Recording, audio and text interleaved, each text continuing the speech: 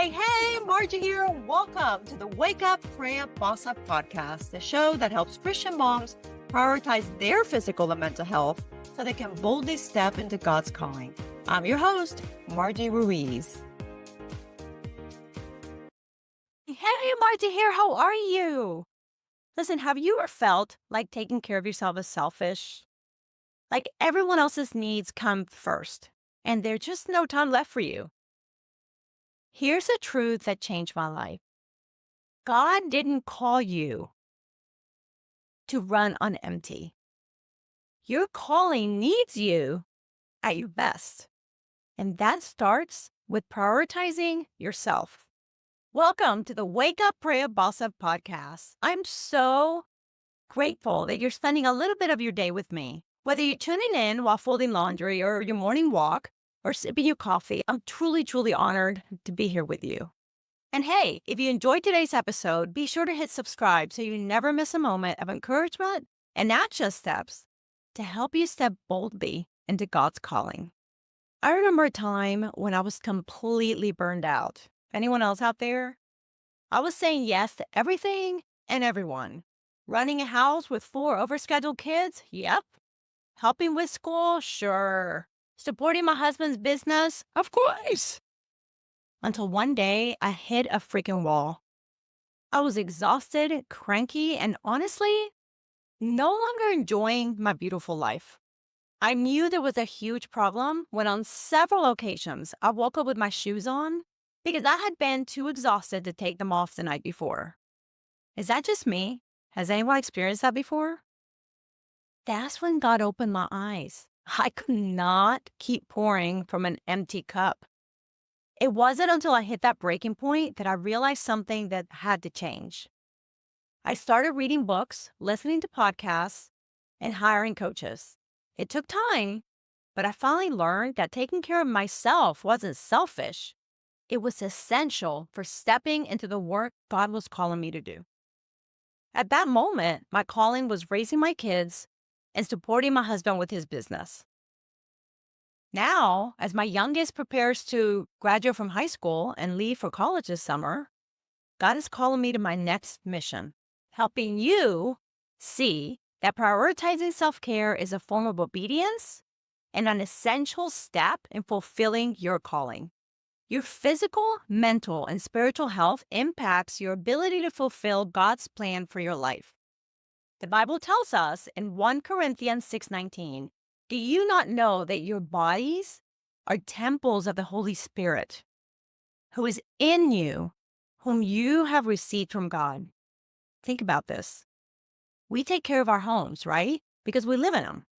We donate money to our church so they can maintain the buildings because it's where God's presence dwells. But God doesn't just live in the church. He lives in you. Your body is His temple.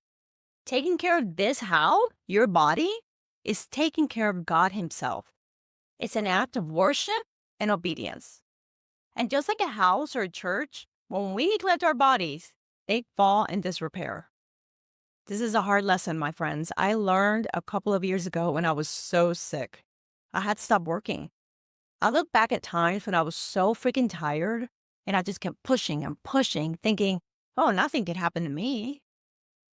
Whatever this was at the time felt more important than listening to my body. So what does taking care of your body look like in your daily life? It could mean several things: prioritizing exercise, choosing healthy meals that nourish your body, drinking water to stay hydrated, or simply getting enough sleep. How much are you sleeping these days?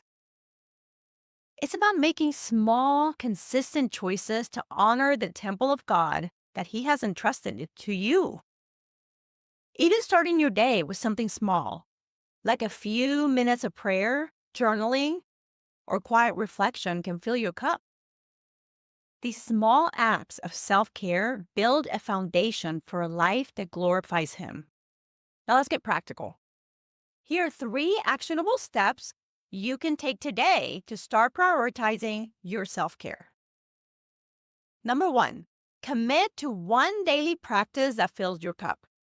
Listen, Rome wasn't built in a day, okay? And neither is a life of meaningful self-care. Don't feel like you have to overhaul everything at once or set a massive goal like running a marathon tomorrow. Start small. James Clear, in his book Atomic Habits, which I highly recommend, says habits are the compound interest of self-improvement. The same way that money multiplies through compound interest, the effects of your habits multiply as you repeat them over and over. This means that small actions you take today, like spending 10 minutes in prayer, journaling, or even a short walk outside, will add up to big changes over time. Pick one small thing that recharges you and commit to making it a daily habit. Over time, this simple act will grow into something transformative. Number 2, block out 30 minutes for non-negotiable self-care this week. Treat it like an appointment with God because it's an act of obedience that equips you to serve others better. What could this look like? Maybe it's taking a nap. When's the last time you took a nap? Or sitting in silence? Maybe it's watching a funny show that lifts your spirits. How about meeting a friend for coffee? Going for a walk together? Or both? Trust me, your to-do list will still be there when you return. But you'll come back to it with a refreshed mind and spirit. The time you take for yourself isn't wasted. It's gained because it allows you to show up as your best self. And number 3, delegate one task to someone else. Ask a family member or a friend, hey, realistically, how much are your kids helping with these days? Or even hire help for something on your to-do list. Use that extra time to rest, recharge, or simply spend time with God. When you put these steps into action, you're not just caring for yourself, you're honoring the body and calling God has entrusted to you. Sis, I know that guilt often stops us from prioritizing ourselves. We think I can't take time for me when there's so much to do. But let's reframe self-care. It's not about indulgence. It's preparation for God's work. When you're rested and spiritually connected, you're better equipped to serve your family and community with love and joy, not grouchiness, right? Here's the truth I want you to hold on to. You owe yourself the love that you so freely give to others. Do you need to hear that again? You owe yourself the love that you so freely give to others. Why? Why is it so easy to say yes to everyone else and so hard to say it to yourself? Self-care is not selfish. It's an act of obedience that allows you to pour out God's love even more abundantly. Sis, you were made for something incredible, but you can't step into your calling while you're running on fumes. Prioritizing your health, reconnecting with God, and stepping into His plan will transform your life. I promise you. Remember, God created you for a unique purpose. Right now, that purpose might be raising your family, but He has more in store for you too. And you know what else? There's no one else who can step into the calling He's designed just for you. If you don't take that step, it goes undone. And the ripple effect could be far greater than you could ever imagine. Start today because your calling needs you. If today's episode resonated with you, I have a free resource to help you start your day with peace and purpose. It's called the 10-5-5 Formula to Finding Peace in the Everyday Chaos of Life. Download it for free at margieruiz.com. It's right there on the homepage. And don't forget to hit subscribe so you don't miss next week's episode. I can't wait to see you there. God bless.